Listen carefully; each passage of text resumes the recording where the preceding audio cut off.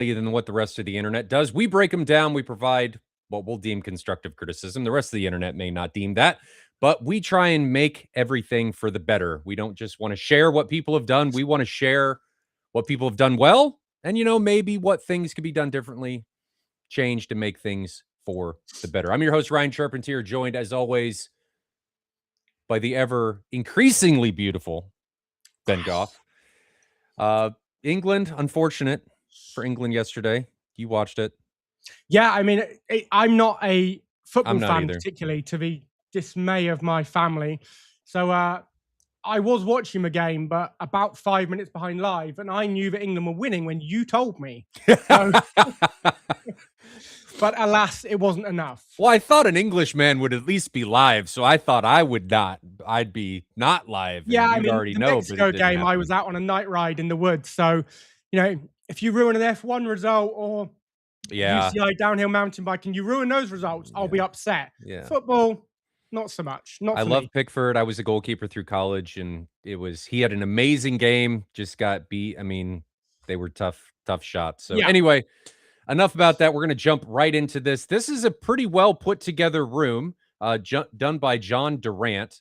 So we're going to look at, I'm going to share my screen real quick. We're going to look at his responses here. And then Ben is going to share the images because I was having issues with this earlier. But story of the space was building a new home, and builder asked if I wanted to finish the basement. I figured, why not? They drew a layout. They drew a crappy theater. Then I did a deep dive for a few months. Always wanted a theater, but never got around to it. My father in his 80s had a few projection TVs, liked it since then. So glad I did this build. Best decision yet. 2.5 years in the house, and I'm 1,800 hours in the JVC. So decent amount. I mean, a lot of times you see projectors and they've only got a few hundred hours. So he's at least spending a good amount of time in there, a couple times a week, every week, going through some content. Description of the space: it's a basement theater, 9486. Not sure what that means. Maybe it's 4 stacks of 2. We've got drawings. Okay, he's got a drawing. 11, 10, 6. I have not looked at anything. Ben's looked at some of this stuff. I'm going in raw here. I have a second set of rear surrounds already installed for the second row. They will likely be used when I upgrade to a turn-off CI. Also, I just built 2 GSG BTS 24s. I will be installing these shortly. These 2 upgrades will bring me to an 11, 10, 6. Overall, the room dimensions are 26.8 feet long, 17.11 feet wide, 10-foot ceilings. I am jealous of that ceiling height. If you would like, I can send email drawings. We do have drawings. The AV closet and rack are in a closet that is located behind the screen and front stage. He did the room dimensions. This is the list of equipment, which we'll break down here in a little bit. Positive and negatives. These are from his point of view. I think it performs very well. The designer I found in AVS, unbeknownst to me at the time, seems to follow Anthony Gramani's teachings. Art thou Anthony Gramani? So I have to say, all he did was great. I built it myself following his design. I kept it 100% to his design. Although I am continually upgrading and changing, he is always involved with the changes and does drawings for me to make sure it is done correctly. My only regret is we rushed my builder, and at the time, I didn't know how much I could have done to help sound stay in the room. Next room I build, I will be sure to make that a priority, but honestly, my home is almost 8,000 square feet. Good golly. So when I'm watching a movie, there's usually no one home, or they're on the other side of the home. Other than that, I am very satisfied. Changes, would like more time, would have focused more on keeping the sound in the room. That is the breakdown. Put up that picture, baby. Right. Picture 1. This is the only picture I've seen. Okay. It looks pretty good. I'm still seeing your screen. I don't know if you've switched it over. I have not shared it to you. There you go. There we go. Okay. So let me adjust this. Do you get that? There we go. I can zoom in, right? So we can get that. So it's clearly a well put together room, right? We've just seen from a kit list that there's some high-end product in there, but I mean, we can just start, what you can see right here. This is a beautiful room with some care and attention put into it. So what do you want to look at first? We should have a proper process we follow every week to do these in the same order. But well, let's start with an initial impression based on this picture of how you think things are going to turn out. My gut feeling is straight away that this room's going to perform well because clearly someone's put thought into it and Mm-hmm. it's sensible. There's nothing not sensible here.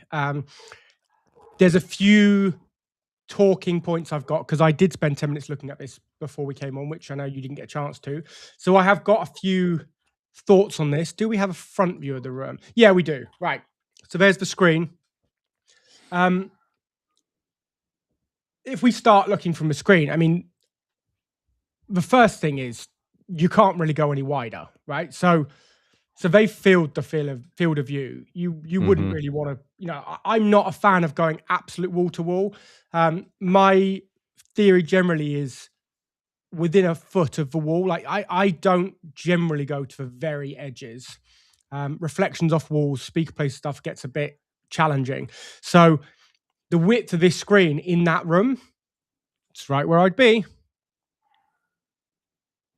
Yeah, I don't have a problem with that. I totally agree with you on the wall reflections. I don't know how I feel about full absorption on first reflection points, especially for a speaker that's well behaved like the M2. Sure. Um, but initial impression is there's been some thought and care put into this room, and it should perform decently well. I would like to see, and this I'm being nitpicky here. I'd like to see, and I don't know what's behind that speaker cloth on those treatments. I'd like to see scatter plates. Yes, I don't know if they are or not I on there. don't know or not. I'm not sure. I'd like to see scatter plates instead of just absorption on the walls for sure. Um, yeah, I'd probably like a brighter projector. Right. I was going to say, biggest compromise for me right here, just looking at that angle. I totally get the construction of this. We don't know what's above this room, whether you could have ducted anything to it, but I'd obviously prefer that projector to be in a hush box. Yeah, I mean that is a limitation. So you are right. I'd like to see it in a hush box. I would like to see a brighter projector. That's a large screen. How big is that screen? That It screen is is 161 inches wide. If I 175 diagonal. That is Yes, a big boy for that uh, JVC. yeah, 161 wide, Big 170 diagonal. boy for that projector, and that's a JVC NZ9 with a Panamorph. So he's getting all 3,000 lumens onto that screen. Yeah, But he's man, using all the light. My normal kind of theory is that that projector, to me, with the kind of screen fabrics we use, mhm. I would go up to 3.5 meters wide. Obviously, metric here. This works out at 4.1 wide. He's keeping all the light on it. I think, do you know what? I reckon he's getting enough on there for it to be punched. What was the screen fabric? Remind me what the It's a fabric Studio is. Tech 130, so he chose correctly. Okay, so he's got some gain. Yes.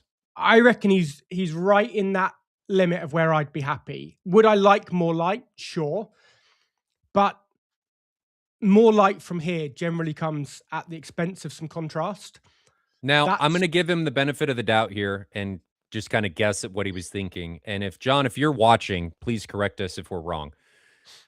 I'm gonna guess that he values native contrast over brightness. And if that's the case, it was the correct choice at the time, right?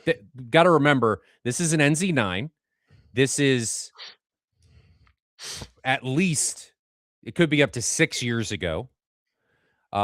So I don't think this is the wrong choice. The QLs didn't exist, and granted, that is a total departure from native contrast. A Christie or a Barcoke, because the Heimdall didn't exist, would not work because it would have to go in the back of the room. You're not really going to be able to hang those from the top. So I think given his choices, it's probably you. one of the, if not the best choice he could have made. Would you not get a Heimdall there? He can't fit. It wasn't out when this room was No, built. no, no, no. But right now, I mean, Right now, you could, if yes. I was changing anything off the bat, right? Let's just say there was loads of budget, and I know he talks about building another room in the future and things he's learned from this one. If I was going to change anything off the bat, Barco Heimdall Plus or a Christie equivalent. I don't know the Christie range very well, but for me, a Heimdall Plus, keeping this form factor screen, they do a Mhm. specific CS version that's natively scope shape. Yeah, So I'm changing that immediately. It's in so this room, quiet. You do not need a hush box for that yeah, projector. for anybody that doesn't know, the Barco Heimdall is their newest projector that they've released. It's a 4K. They do some shenanigans on the chiplet that I think I'm saying that right, that they actually it's native 5K or 6K, I think, in the Heimdall. But its benefit is that it is obscenely quiet, Yeah, ridiculously quiet, even at the full 6,000 lumens. It is, you don't even know it's on kind of quiet. I don't know how they did it, but it is absurdly quiet for what it is. And Barco's Dynablack, now that they've gotten it kind of dialed yeah, in, is really good for um, yeah, dynamic dimming. As far as what's on the market, I think Dynablack, Vader's not out yet, VDR from Christie. yeah. Now, I'm not saying it's going to be better. I don't know. I've never put them head to head, but for what's out right now, Dynablack I would put is the top. It is absurdly good for what it does. Right. And yeah, I mean, what you said with the Heimdall, I guess the first time I saw one in person was probably the same time you did. I reckon it was a demo room ISE a at couple Expo. years ago. Was it ISC? I was seeing it was an Expo, but yeah, maybe you're right. And you listen to it and you go, okay, it's a pre-production unit. It's really Mhm. quiet, but we're on a show floor. There's a lot of noise. Yeah, it sounds great. I'll make a judgment when I get one in a room. And you get one in a room and go, yep, it really Is it was that even on? quiet. Yeah. But It's great. anyway, I love enough it. about the hypotheticals of projector. Yeah. I think he So made the correct choice based on what 100%. was available. He did 100%. the anamorphic lens. He chose the correct screen to gain some gain back or some light back from that. It's a huge screen. You potentially, because it is a really wide screen, one of the drawbacks with a high gain screen is you can get into some hot spotting. Because remember, a high gain screen isn't creating light, it's rerouting, redirecting light to different Yeah. areas. So because of that, you can get some hot spotting. Now, the GT or the ST130 does a really good job of hiding some of that, but when you get really wide, it's still going to be a problem. Even if you're sat in the center, you can get some differentials in what looks to be screen brightness as you move from the center on out. Anything else on the video side? I'm not a huge fan that it's microperf, but that was a compromise that he had to make to get the gain back. Yeah. Let me quickly change to a different screen and we'll look at his viewing geometry. So if I go in here, replace window, Vectorworks. Cool. So I decided to draw on it. I didn't import it to scale, but I have drawn the correct angles on there. So one of the things that I would say, and I don't know if you noticed from that first photo, Can you is zoom in? that his Zoom in. back row. Keep going. Keep zooming. There you Okay, go. I need to adjust my window. Right, is that okay? Yeah, that's So, better. so his back row over here is actually a bar. He's got a bar and bar stools. Oh, okay. Right, and I love that. We do this quite often. I love getting that bar in the back It because is there's a caveat though, and it can muck with sound. So it is a sure, compromise. got to get it But right. but so in my opinion, so are theater seats in a lot of Right. applications. They themselves can be a compromise for audio. People don't think that, but anything that gets in the way, and those backs of those chairs surely do get in the way a lot of times, is a compromise. I do like the bar though. So from a front seat, and these are I calculated these numerically and drew them on, and I came out within half a degree of each other. So I'm gonna call that fair. I calculated it as 59.4. I've drawn it at 58.97. Right. So call it a 59-degree viewing angle from the front. Mhm. Cool. I was quite on record, like 52 to 54 was what I loved. I've grown, right? More time I spend with bigger screens, the more I enjoy Bigger a is bit bigger. better, baby. 58 to 65 is where I'm personally comfortable. And I would say, of all the things that are black and white, are right or wrong, screen size preference is a preference, right? There is no real right or wrong. Everyone has a different preference. And I'm not going to say anything is right or wrong, but 59 is right. Yeah, I'm gonna throw another caveat out there and compromise, and that is when you start getting into these larger screens, just something to keep in mind, sports can become a problem because when you start getting things moving back and forth, it can induce a sense of motion sickness, even if you're not privy to it because it's so big. So just something to think about. I'm not saying it's Yeah, wrong. and I'm just I know saying it's something to you'd think lose about. some light and you do lose some resolution, but if that became a problem on this scope screen, Mhm. you could put a 16:9 sports image in Yeah, it. You know, you become way narrower, you feel the could. height, and actually it would probably stay pretty comfortable. You absolutely could. There are ways to get around that. Now, you would need to make sure that you have the available zoom to be able to do that or have a video processor like a Mad VR that's able to shrink things down using screen boundaries. Yeah. So here's why I love this bar. If you know there are times like I'm going to say Super Bowl because I'm going to Mhm. presume it is in the US and you guys all love the Super Bowl, right? If you know that Super Bowl Sunday you need to seat 12, then Mhm. you need 12 capacity. Mhm. If you'd gone with three full rows, you've got to bring the middle forward to get space for the rear. You bring Yep. the front forward. Suddenly the front ends up at maybe 70 degrees. It's not pleasant for day to day. Your middle becomes great, but slightly on the lower side. It will have ended up around 50 something, not quite perfect for me. Then the back row sits at 35. But you then have this huge differential from what would have been way over 70 once you've Mhm. moved these forward. But the bar, but I've taken the head of a bar here, if you can see that, and the head of a seat here. We're talking 5 or 6 degrees difference between those two rows. The visual experience from the bar is really not dissimilar to that back row of seats. You Yeah. haven't suddenly got this massive difference because you needed to get a third row in, and you've not pushed the front row so far forward that it's awful. So if you'd come to me and said, I have to be able to occasionally seat 12, but generally it will be 4 to 8, that's where I'd have ended up. I agree. Either that or have substantial room in the front for things like beanbags and removable chairs. Sure. And I've still got no problem throwing kids down Yeah. there on beanbags and stuff. You've got, these are all chaise type seats. You can pile a couple of people on these. So you can increase capacity. But realistically, I am a much bigger fan of 8. Like, to me, this is 4 seats used day to day by the family. It's Mhm. 4 overflow seats that are still really good that anyone's happy in. 4 seats at the bar that are occasional use, but they are not bad at all. And you could have made that a lot worse if you tried to put 12 seats And we're in. gonna talk about this in our new series, the 10 things to think about or whatever number of things to think about when designing and building a home theater. But primary principle and primary thing to think about here is how many people are gonna be using this day to day? Right.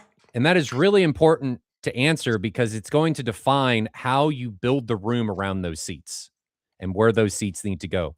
So if John has decided that whatever his primary seating location is, it's those 4 seats, he can potentially not detract the experience in order to more evenly distribute things around the room. Now, this is a large room, so he does get some better distribution of sound due to how sound propagates in the loss of 6 dB over a doubling of distance. It's bigger, so it's going to be you're more easily able to deal with that in a larger space. But answering that question at the beginning allows you to define how you're going to design the rest of the space. And then using seats like the bar in the back allows you to not compromise or minimally, it does compromise in a way, minimally compromise that primary experience or Yeah. primary use case. All on board. So while I've got the drawing open, before we go back to some photos, I can move this now because I haven't got the angles coming off. Let's just run through something because I may have this wrong and I may have misread this, but I am saying this yellow box is the center of our speaker layout for the height speakers. I believe these 6 circles are our overhead speakers. So you're assuming, based on this, that the middle row is the primary? We really don't know, actually, because it's in the middle. If this was my room, the front row would be the room I would be sitting in. Because for me, that's the better viewing angle. 59 degrees is absolutely what I love. So but did he do it intentionally where that second row has the actual middle seat? Yeah, I mean, I'm putting the head of middle row back slightly further. So actually, I think you've got a split where the middle speakers are in between. Like this is a walkway through here. So your middle speakers are not directly above either of those 2 rows. So I'm going to say that's where they are. Now I'm just going to flag up, because this is where I need you to look at this with me and tell me if I'm being crazy or not. Let me share our image again. I've got to find what I've actually done with that on my screen. See, I think that middle seat is the primary. Yeah, very possibly. But let me show you these speakers. So if you can see my mouse, I think the rear is here. And I think the middle one is here. They're not in a straight line. I don't think this is built as it's drawn. Can you zoom in on that? Yeah. Hold on. Can I zoom in on that? Yeah, I can. What speakers are those? Are they a JBL horn? Yeah, they are. That's as much as I can zoom in. But so JBL Synthesis SCL8. Let me see. Look at over here. So look on the far side, quite close to the coffer. Look at the back. They're not spaced straight. And you sure that back one's not a light? I don't believe so, because I think the speaker's actually back behind that treatment. I think you think it's behind that diffuser? I think it's back there. Because if you look at that, and let me bring the drawing back up again. If you look at that rear, whatever that is, it looks like a light. If you look at the soffit to the right, it looks exactly like that light. Then if I bring up the drawing, which drawing is that one? Let's just find it without going back to Vectorworks. So that's the drawing. If that is the case, oh God, I'm rubbish at zooming these things. Then I believe these are all the lights. These are the speakers. So the lights are drawn on the lower part of the soffit, not in the raised ceiling. All the lights are drawn on the soffit. So one way or another, what we're seeing, these are the lights round here. These are lights. These are like in here. These are the speakers. Gotta be. I don't know. Yeah, I mean, look, you can see it. That's a speaker. Okay, it's further back, and you can see the one in the middle. It's as drawn. Okay, maybe that is straight. Okay. I do have an issue with that, though. And my issue is that is really close to a boundary. Yeah, maybe I'm just seeing it as an optical illusion, but it just doesn't look straight to me. They're straight, but I do have an issue with it. It's really close to that box vault boundary, and it's firing down into the light tray.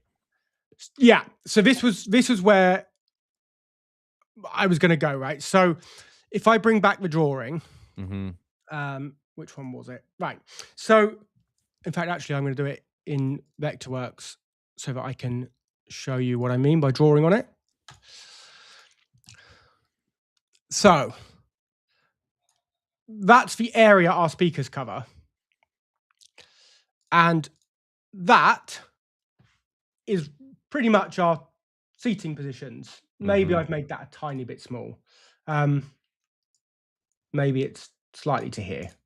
But that's the, if that's where all the heads are going to go, right? The middle of head. So you're going to get a middle of head on a sofa here. It's going to be under this acoustic treatment. It's in here somewhere, right? That seat. So yeah, I better have pulled that too far forward, right? So there's our listening area. Yep. And there's our speaker area. Now, I don't know who the designer of this was, and I apologize. You know, I don't suspect the designer of this knows that we're critiquing their work. Generally, I would not critique another professional's work without their knowledge. So, it's been submitted by the owner. I don't know if the designer knows that we're looking at it. But I would say, as the client has said, they follow the Tony Gramani sort of thought process. And I know that Anthony has gone on record as saying that he often brings the overhead channels in a bit narrower to create more separation from the surrounds. These, to me, for my taste, are too narrow because we have got people sat wider than the speakers are. If you are sat on the wide seat, information that was intended to be on your left could sound to be on your right and the other way around. So to me, the outer, what they've done is they've prioritized separation for the kind of the four best seats, the middle row, at the expense of some accuracy of the outer row. And that's not necessarily bad. It depends on the Sure. design philosophy and what you're trying to go for in the room. Right. I would It's counter my that, and preference. if you went further out, you increase, and it actually looks like these speakers are close further in than they are in the room. You Right. increase issues with boundary interaction. Yeah. And that's the thing is we don't know, because we don't know what's above this, that head height to get this raised section is great. And I would definitely want to use the raised section for those speakers. Mhm. I don't want to go too close for boundaries. So it would have been great if I wouldn't necessarily have dropped that ceiling if it was an option. You lose the lighting detail. It's pretty. From a technical perspective, I probably would have preferred not to drop it and give Yeah. myself more placement. Yeah. So that's an aesthetic, technical decision. Yep. You compromise one over the other. For me, I like the height that raised section gives. I'd want to go a little bit wider without encroaching on the suspended part. I also have a bit of concern about the skyline diffusers. So I don't use skyline diffusers very often at all, and I don't ever put them above seats as they are here. Let me window. Which one do I want? This one. No. Yep, that one. So I just have a concern that with the depth of the diffuser, you've got even more things that, from this seat down at the front. Once you take the front row, those Mhm. rears, there's going to be quite a lot of diffraction off of the diffusers. Like they're going to play quite a role, even in the direct sound that's reaching. Like take the middle row. When you're on the far side of that, there's going to be diffraction off that nearest diffuser, Yeah. almost certainly. I personally don't think Skylines are very. I don't necessarily like their performance as a diffuser or a scatterer, and the depth of them there isn't what I would have done. So Yeah. I think they work. I think they probably are breaking up some slack echo from the floor. Sure. It's not how I would personally do it, I and would I know agree with plenty of that. people do, but it's not how I would do it. I think they do what they're supposed to do, but there's compromises that I would not be happy with that they also bring to the table. Right. I think, and don't overthink this, guys. You ask, this is important to realize. You ask 7 different room designers, you're going to get 7 different answers. I mean, so don't take anything that Ben and I are saying as gospel. Don't think that we're necessarily calling this guy out and saying he's wrong. This is just what we would do in this particular Yeah. instance. That's all this is. And frankly, this room was designed probably 3 or 4 years ago. And the designer may not do that anymore. If I look back at my work from 3 or 4 years ago, Ben, if you do the same thing, we've learned a lot since Yeah. then. We're on our own 100%. journeys. What I would use in this instance is I'd probably use, if I was putting diffusion up there, I say this all the time, I'd use scatter plates. Right. They're not in the way as much. They're not going to be creating as many sightline issues with the speakers and creating diffusive compromises. They're lower profile. I'd have to look at what they're treating. I know I'd have to look at the dispersion for all of the speakers, what energy is actually making it up there. But Yeah, I mean, these depend on what they're made of. Different brands make them out of different things. I've seen them made out of hardwood, out of softwood. I've seen them made out of expanded foam, plastic, polystyrene. yeah, So I would want them. Well, it depends what we need to do to the decay time in the it room. does. Generally, if I was using that product, which is designed to scatter, I would want minimal absorption on it. Like I would be using it as a scatter plate. Um, when these are made of like polystyrene, actually they're quite absorbative, Yeah, and the frequency range that they would scatter fairly well, they actually absorb a lot of that. So that and the lower frequencies they don't absorb, the wavelengths are too long for them to scatter yeah, well.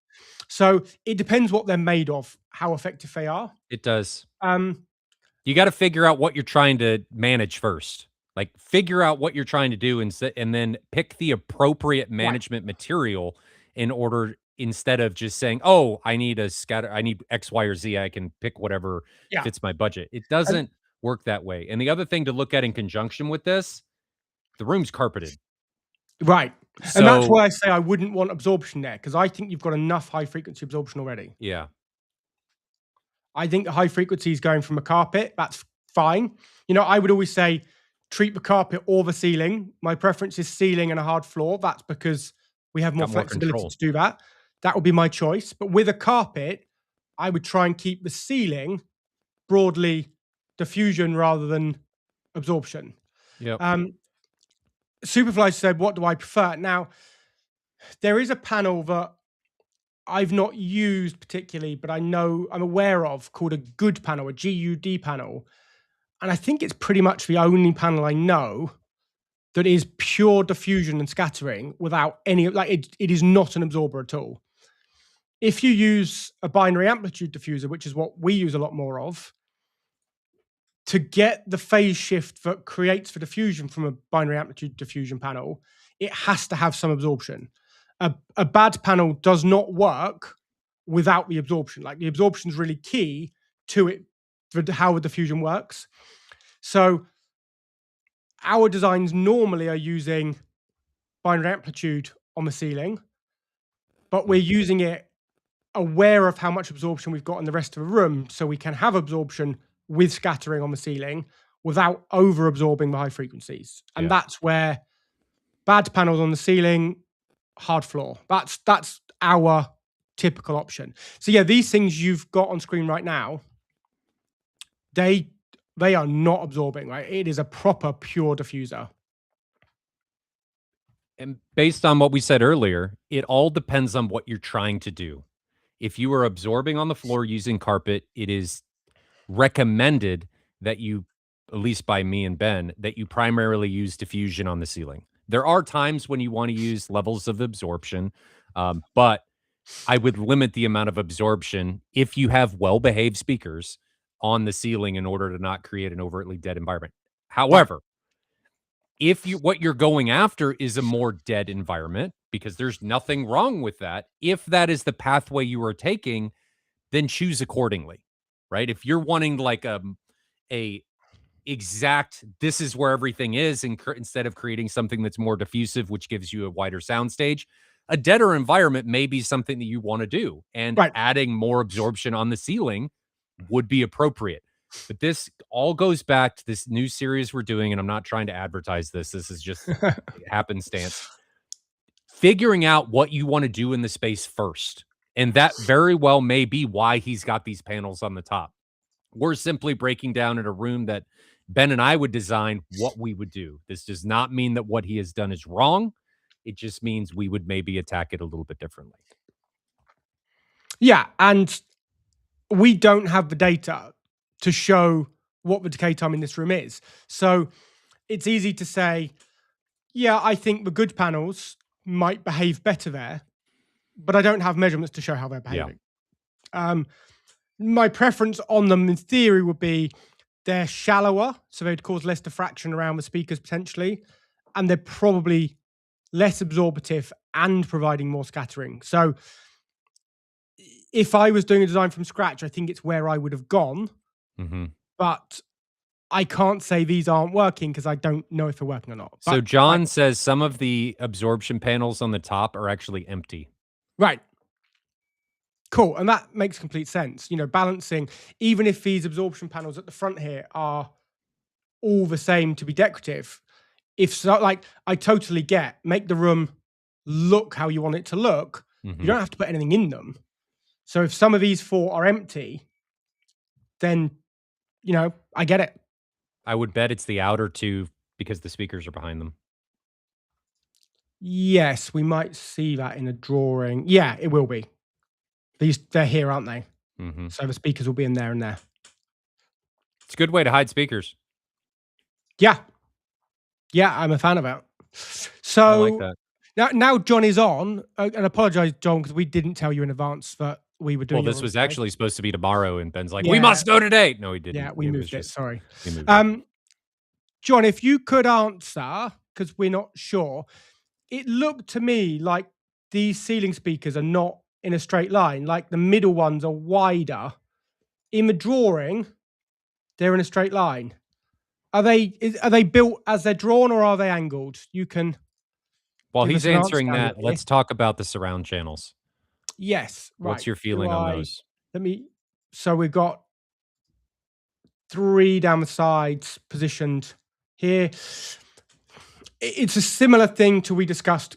John, also, if you thought it was tomorrow. Yes, we did schedule it. It's our fault. Where is your main reference seat, John? We're unsure if it's your front or back row. The surround's doing the same, right, in my mind, right? Our side surround is going to be here. Mm-hmm. It's splitting the 2 rows. So it's pretty close to where I'd have it for the front row. I'd maybe shift it a tiny bit, but it's not far. You know, I like maybe 100 degrees. It's not Where far is it in elevation? Oh, let me find. Okay, so it's quite high. Yeah. Okay. I don't necessarily have a problem with that position. It's out of the way. It's not going to be firing into people's heads, blocking sound. I might put it, because it's higher, I might put it slightly forward, more forward. But it's hidden behind that panel, which I love. Yes. Which panel are they behind? They are in. Hold on. Let me find the drawing. The room photo. It's going to be in this one here, right? Correct. Yeah. If the front row is the row that's used the most, that's pretty much bang where I'd have it. I would say, so there's a difference between the Dolby guidelines and what we would say. So Dolby guidelines officially are that the surround should be no lower than the LCR and up to 1.2 times higher. So you can be 20% higher within their spec. In other places, it's kind of a bit less defined. And before we had Atmos, it was generally accepted that surrounds can be higher or they're at bed level. A lot of people now would say they should be at ear level, the same level as the LCR.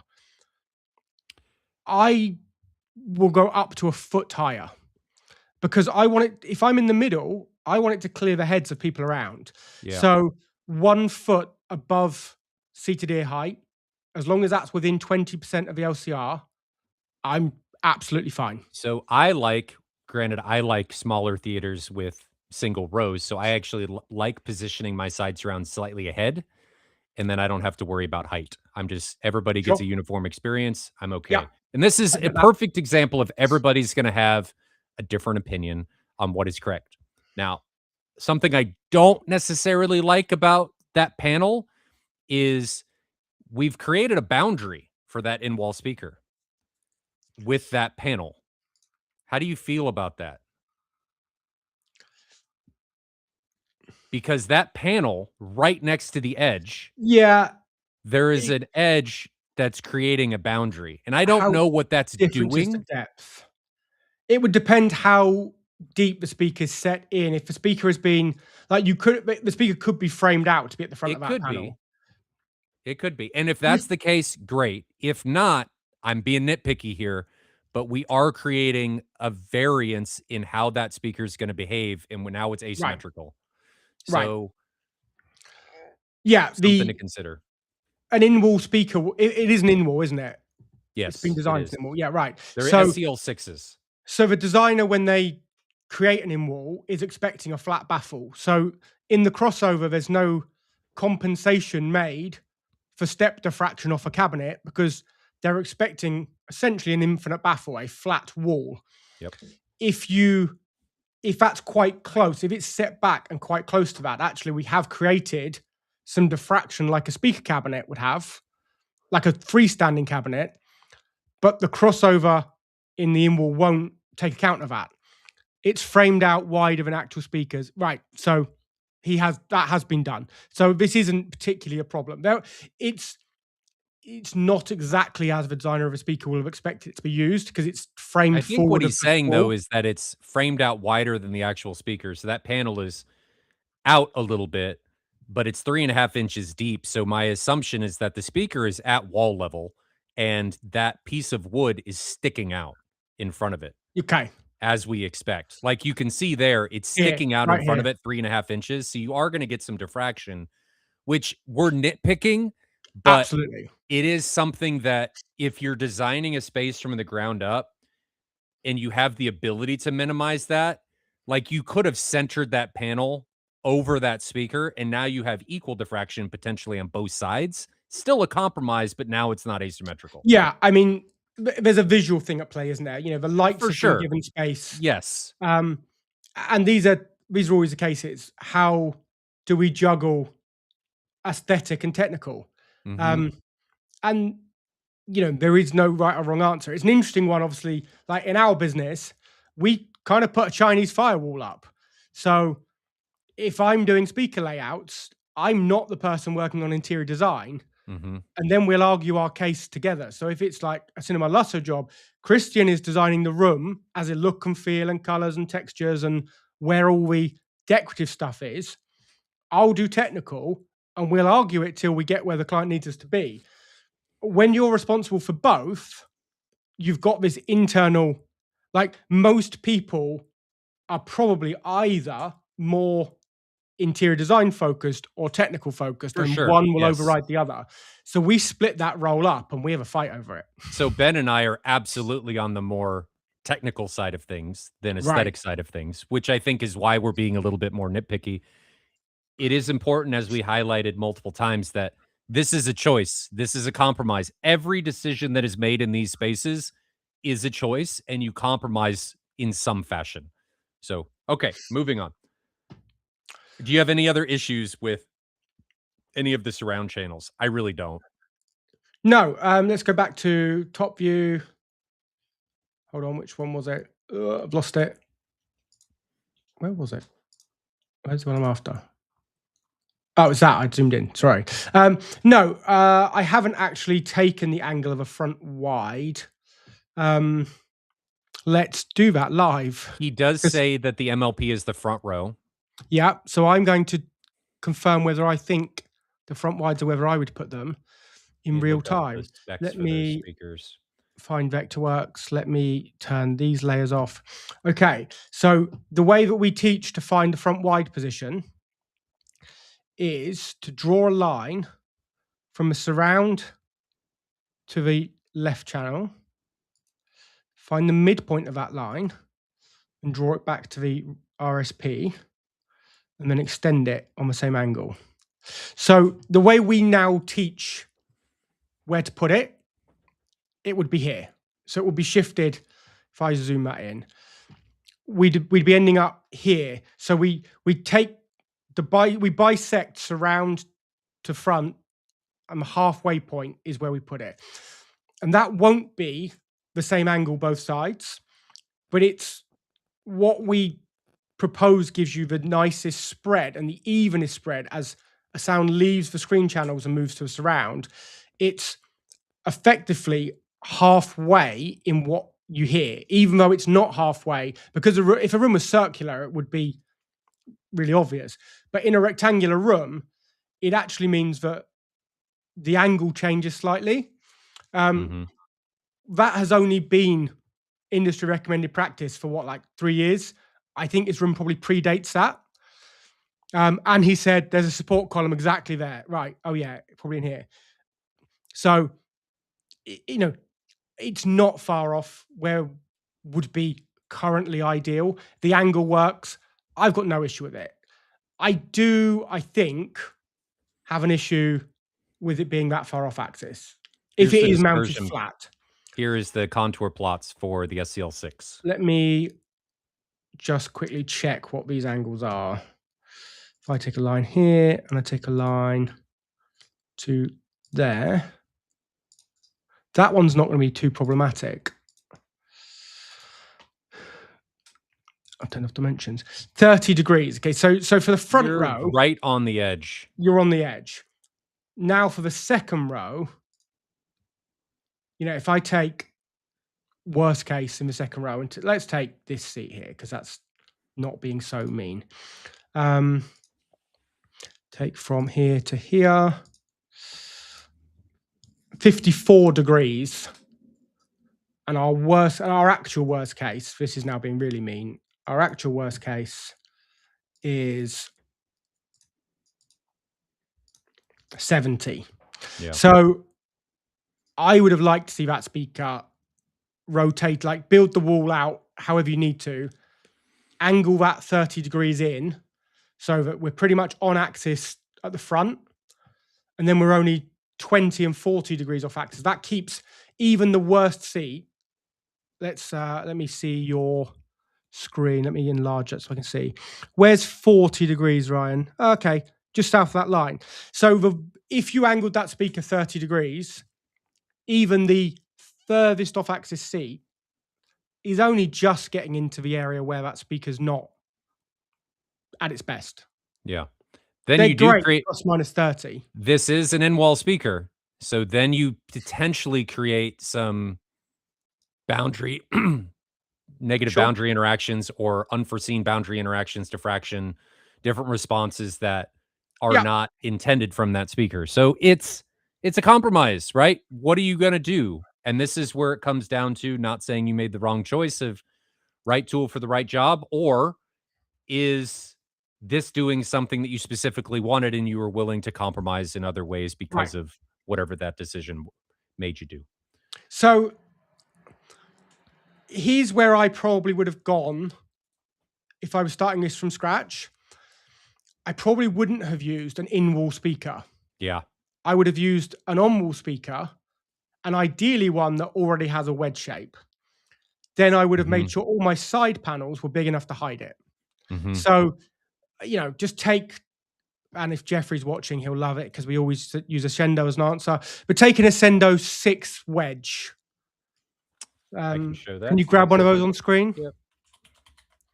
And they're not the only people who make them. Loads of people like, Theory, Pro Audio, loads of people make wedge or pre-angled speakers.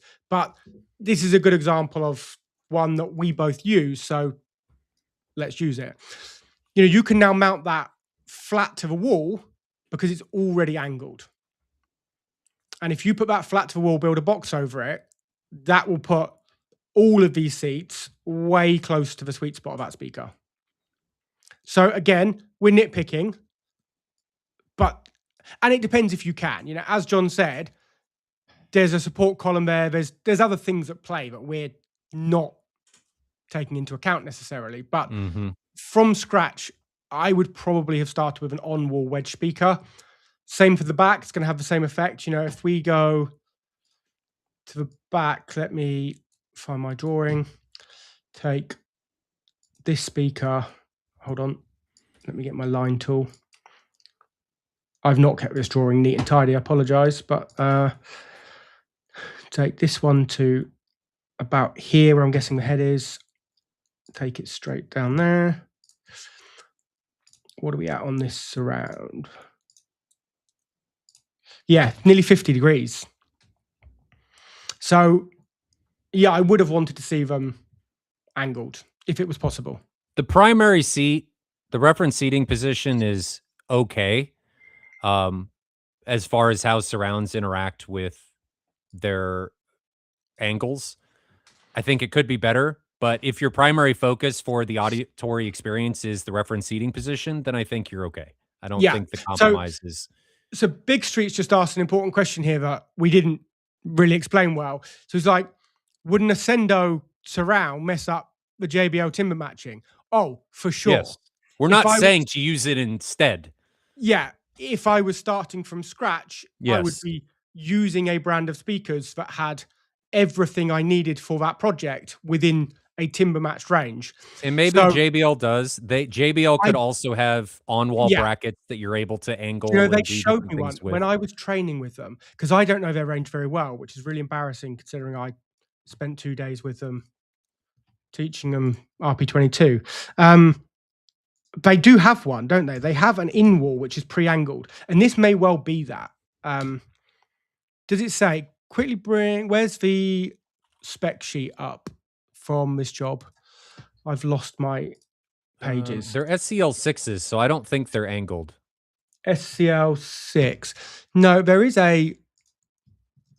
I don't know which one it is, and it may not have existed when the job was done. Are But you there is talking an about the angled one. SCL7 Is that what it is? Is it the that 7? has an off center tweeter?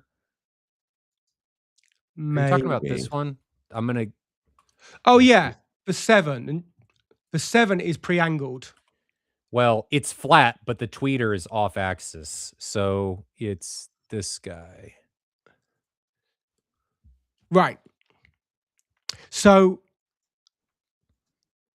right, if I'm committed to JBL at the front, then that would be my preference for those surround channels.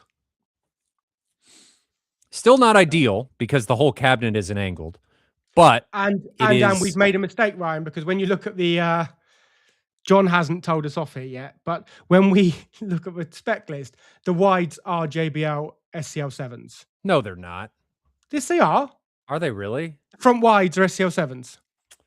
We're a failure. The surround backs aren't, or the second row of surrounds aren't, but the wides are SCL7s. Okay, good on you, John. So Well done. right. So we're criticizing things because we haven't read the room properly. But but the point stands of why we would have made those decisions, right? The learning is still Yes. good. In this case, they have picked the one that would be the right choice. I am all for that. It shows that design was done and considered. And you know when you get a set of drawings like this, that someone has bothered to put a protractor on it, right? So am I surprised that the designer chose the right speaker for those front wides? Not really, because they started with a drawing and they saw exactly what we just saw and they made the right choice. Well done, designer. There you go. Now moving to the front stage. What's your feeling? Okay. Let me find where I've hidden that.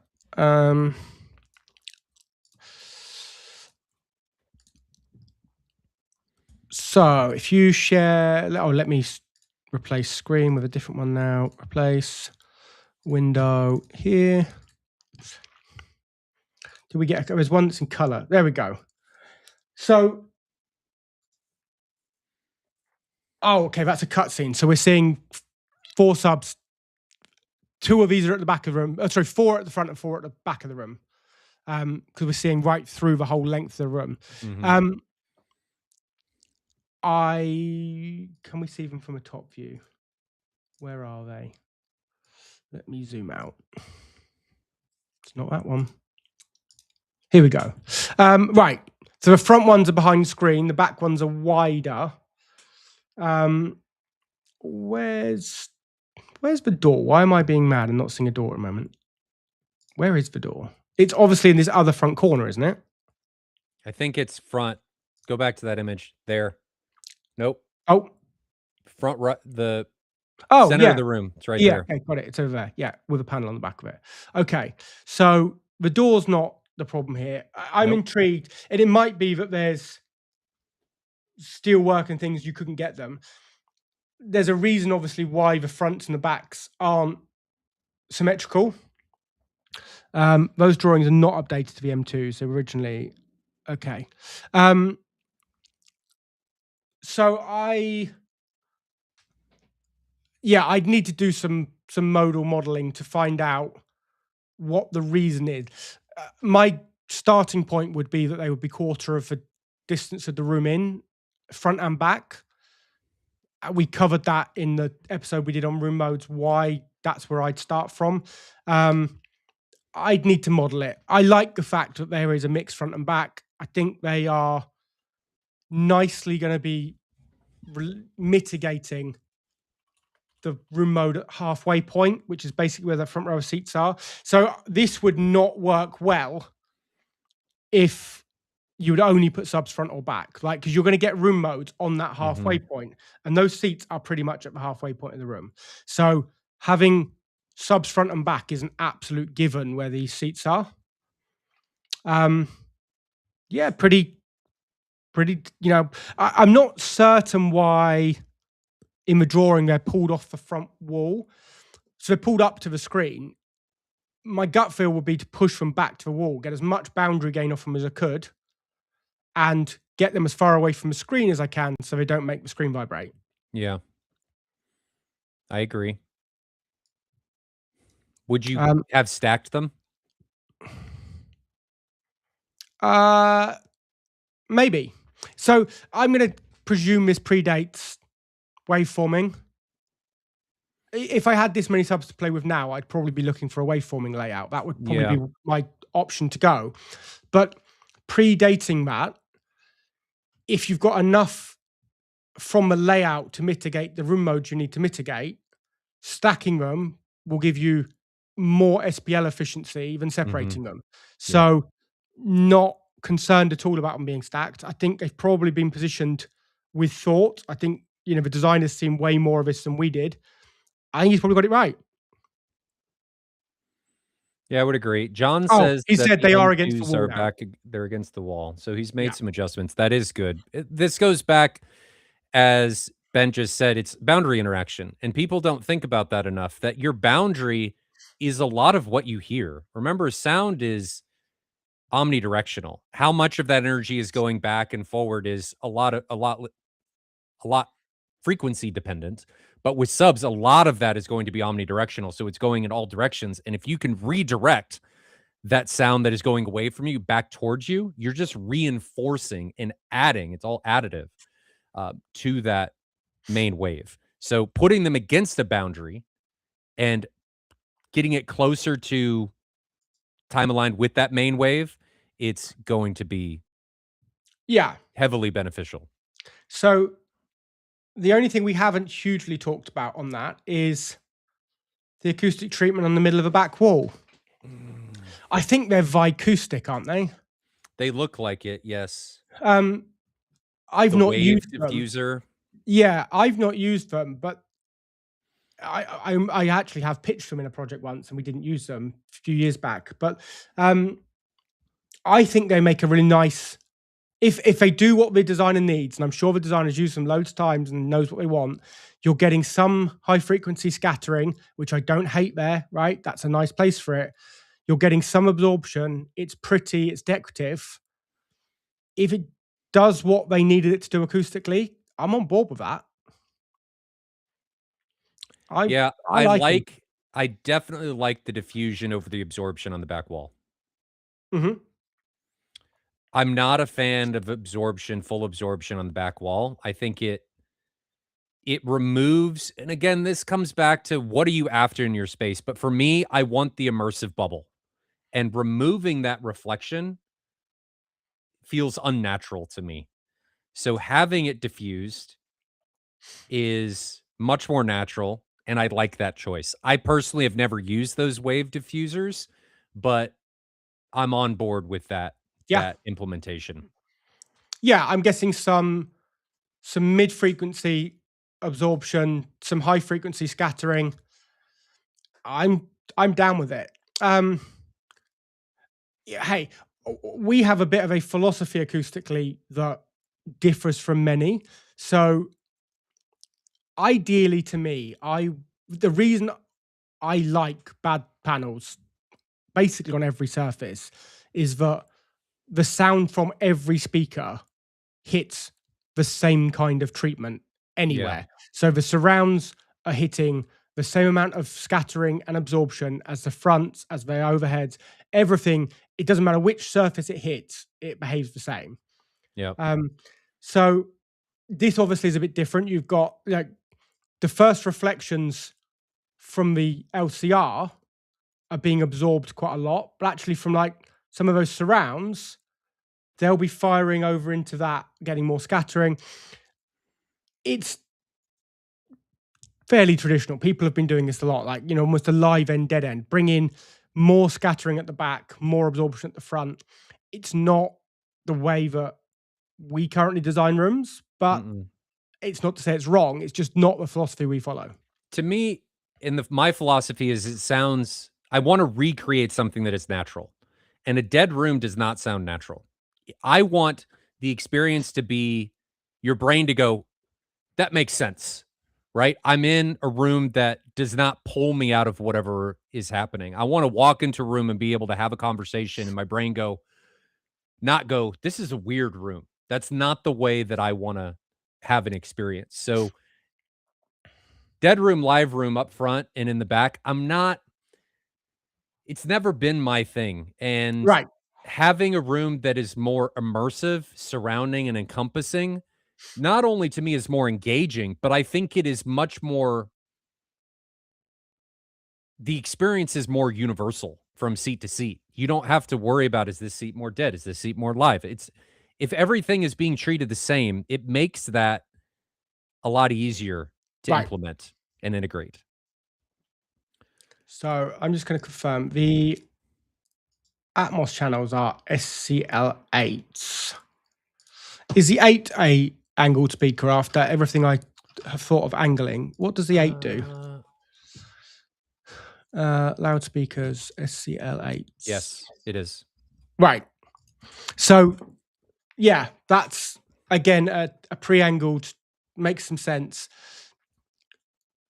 You know, hey, I would like them a bit wider, I think, based on where they appeared in the drawing. What did John say? He said he moved them. He moved them for channel separation. They were wider. Okay. And I can totally see that with the coffer, like, and the reflection stuff and the fact they're angled. I can get that. If they needed to come in to get that separation and create more of a height effect, sure, I'm there. Yeah. I like their placement given the room. There's too many boundary interactions on the outsides when they're that wide. And I totally understand the channel separation. Otherwise, it just sounds like it's all coming from the same place. So I like the decision. Moving them in more, as long as you know what type of experience that's going to create, fully on board with that. I love it. Love the aesthetics of the room, like that choice. Don't have any issues with that. Let's talk about amplification a little bit. We don't have to get into the nitty gritty of it. This is using a JBL 58, which, if I remember right, is a Trinnov? The JBL SDP 58. Up, up, up, up. Down, down, down. Oh, yeah. Yeah, okay, fine. The SDP, is that the Trinnov or is that the Trinnov. Arcam base one? Products, electronics. The 80 is definitely Trinnov based. The 75 is Trinnov based. The 58 is not. The 58 so is, it's an Arcam. I'm not sure we're allowed to call it an Arcam and address without being sued, but it's an Arcam and address. They were made in the same factory. They're all the same company now. Yeah. I mean, the Trinnov obviously is a JBL licensing. It lost some features that the big Trinnov had, but yes, it is. Sure. It was. It's made under license. You know, it's a Trinnov made product under a JBL name. Yeah. Whereas this Arcam and JBL essentially it's different desks in the same office. So yeah, which means it runs Dirac Live. Yes. It's got bass control is as far as it goes. Yeah. I don't think it got art. You know, it's in keeping with the budget of the room. It gives you enough channels they needed. I don't have any concerns with that. Like, do I think you could potentially get a slightly better result if you'd gone up to the SDP 75? Sure. He does say he's going to Trinnov CI. Yes. So that is Right. happening. When he does that, I think waveforming could potentially be on the cards. May have to move the subs a little bit in the back, though you can play with flexibility, especially depending on what's in the wall, which we don't know what's in that back wall, Yeah. depending on absorption, because it will, if you have fewer subs in the back, I don't know what he's putting those BTS up front. So he can't really do waveforming. Different subs. Uh, I mean, you Yeah. can, in a way, if those BTS were only going to be used for infrasonics, but integrating different subs with different phasing and things with waveforming can Right. become an I've seen issue. people try. It's not It's something I would want to no. do. I mean, what we've done here is we have a 6x4 array of 21s, and then we bring our infra in independently. So Yeah. You and so I do what the same yeah, thing. right. So the waveforming just wouldn't, if you add a couple of 24s and you move to waveforming, you just don't declare those in waveforming, Yes. and then use an active crossover to Using a bring them 110F, in. Sorry? using a QSC. Well, it depends. You can do it inside the Trinov using an active crossover in the Trinov. So you would set some of the subwoofers to be two-way speakers Oh, and turn off part of, like, so you would just turn off the amplifier that drives them while you take the measurements. So as far as the system is concerned, there is only the actual number of subs you've got, and then you bring them back in as channels multiplied off the channels you took them from. In our room, it works because we've got 6 at the front. We can position the 32 next to the front middle, and we essentially are duplicating the signal to it. But the way we filtered it, it's only playing below audible range. oh, I It see what you works. did. Um, we've got a 110F in the system, but we use it for other stuff. But Mm. it was experimental. I don't think anyone had ever done waveforming with independent infra when we built this. So, as much as anything, we were learning if it was Yeah, possible. you and I Um, think we did it at similar time points. We just did it differently. I did the 110F and you did it all internal with the crossovers.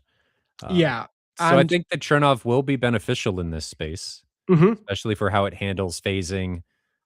You get you get FIR filters, you get some nice things that can be beneficial. Um, So so he's I saying do like that. he can't move the subs, so that's fine. And then Big Street said, why don't you use Storm and go with Dirac Art? You could. Um, it's an option. I Hey, I'm still yet to hear Art sound the way I'd like to hear it sound. So, I'm I'm still in the camp that I'm yet to be impressed by Art. I know there are other people who love it and love what it does. I'm just not one of them. There, I said it. I think it depends on the room. If you've got a more asymmetrical room, art can be an extremely powerful tool. Uh, it's a tool. Again, Sure. harp on this all the time. Is it the correct tool for that implementation? Is the Trinov and what it's doing with waveforming the correct implementation? Use the tool for the correct purpose instead of um, just using everything as a hammer. So have a thought, have conversations with people about what makes the most sense because they're both exceptional. They're both Right. very good at what they do. And frankly, there's some things that Chernov does that the Storm can't. And there's some things that the Storm can do that Chernov can't. So And there's things that the Storm does that I'm sure the Trinov could do if they just implemented what we asked for. But I'm well aware they've got loads of things they want to implement that are more yes, important than the stuff we they asked for. both do. But Both companies do. God, Uh, wouldn't I it be like them wonderful? both. Like I like them both. The Storm has one specific thing when you calibrate it that is just lovely. I can put any test tone into the front left channel and Oh I can man, output it's it anywhere I amazing. want. Yes. Just please give me that Trinov, It is please. amazing. I Please. will say I have them both in my room, and they both do different things Right. better than the other. And with the CI, this changes because obviously we're now routing everything over Dante. Like it's a completely different ball game because routing becomes completely different. Mhm. So yeah, hey, they're very different. I just think one sounds better than the other. But What do you think about the amplification? where are we at on the amplification? It's So crowns for are the they all JBL crowns? M2s. and then audio control. The audio controls are a decent product. Mm-hmm. I don't know the Crown range well enough to remember what the noise floor is on those. I And think the JBL is designed to use crowns. fine. It's a possibility if the noise floor on that particular model is not great, that you get the hiss like we discussed with Adam the other day. Mhm. I don't know. I'm just trying to look now and see if I can see what the noise floor is on them. Where is the spec sheet? Okay, what are we talking? They make you drill down Yeah, right. specifications. And I'm not I'm seeing gonna it in the share specs. this. I'm not seeing a signal to noise ratio or anything like that in the spec. Oh, you're on a different page. Oh, that's the M2. Right, I'm looking at the amplifier. They're obviously a very sensitive. It's a 92 sensitive dB speaker. So you could right. get away with it. It's sensitive though. I'm sure that Crown is the right choice. I just don't know it well enough to know how much hiss there Yeah, may be. you How can much see drill. right here that they're specifically designed to use crown amplifiers, and my Um, guess is when that was built, the that room, was the or one. when those M2s were built, it was for those crown amps. So Fine, makes sense. I don't have a problem with that. And I don't it Ben and I don't have a problem with crown amps. It's No, just no, no. something to consider. They make an excellent product. Some QSC, right. Crown, excellent. Yeah, They there are just just some Crown amps, and I don't know the range very well. There are some that have got massive amounts of gain with a high noise floor. If you put them on a sub that needs a lot of power, isn't very sensitive, great. If you put it on a really sensitive screen channel, it'll hiss. not And great. these are not those crowns, right? These crowns are the Use right crowns. use the proper tool for the proper job. Right. Everything's not a hammer. Again, please do that. It's very important. If you haven't watched it already, go watch Adam's "Why Do My Speakers Hiss" video that we did with him. It explains a lot on gain and why that's important. And it doesn't mean that that amp is bad. It just means it was designed to be implemented in a different way. Yeah. So don't take that as, oh, crown sucks. That's not what we're saying. What we're saying So is it's got a use case. yeah. Just before we wrap up, Superfly just asked, how close or far away would you put the subs from the screen? So, depending on screen fabric, what the material is, how porous it is, if it's woven or perforated, and what's happening to the side. So, if you've got like a solid wall that you've created space for subs and there's nowhere for pressure to escape round the screen, I probably want a bit more space. I basically want the pressure to not have to go straight into that screen, and the only place it can go is into that screen. So if you've got some venting and actually pressure can go around the screen, that's preferable. Ideally I'm going to be a foot. Like, I don't really want subs to be closer than a foot. You can't always do it. Like, we've definitely done jobs where we've put in-wall subs and the screen is hung right in front of them and there's 3 inches. It is what it is, right? Sometimes you just can't avoid it. But if I'm using big subs, especially if I was going to say put like a 24 behind a screen, I want a foot at least. You can get away with more with woven because there's more area. Yeah. There are more holes per area, right? So you have more space for energy to get through the screen. If you do it, and this is why typically perforated screens have more audio attenuation, and they require you or want you to put the screen further away from the speaker, is because they want you to have more holes for the energy to pass through. Woven has more holes for the energy to pass through.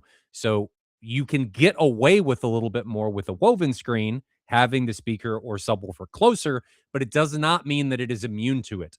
I think it's also important if you have a ported sub that is pointed directly at the screen, if it's getting into a lot of energy coming out of the port, you could create a little bit of flapping. You could do that even without the port, but it comes down to the size, what your energy is that you're trying to do. The more, the better.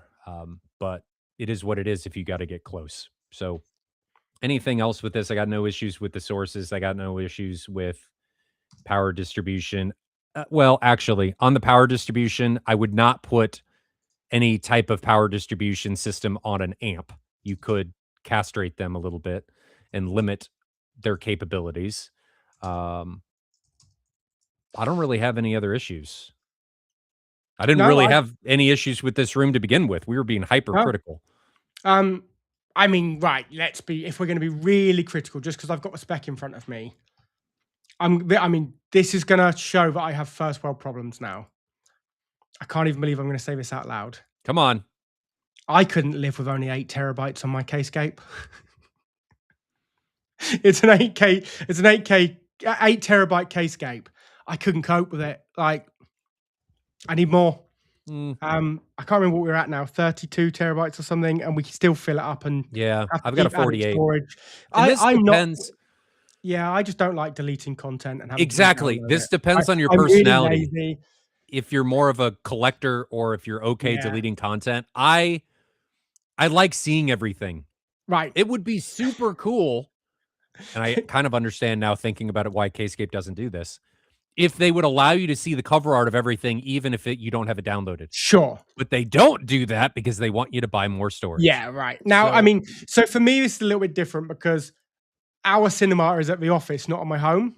So if I bring my kids here, they're going to walk in and then choose what they want to watch. If it was at our house, you'd sit and go through and go, right, what should we go watch? Before we even walk to the cinema, right? You talk about what we're going to watch, download it, fine, right? Well, you can wait 10, 15 minutes, whatever, for it to download. yeah.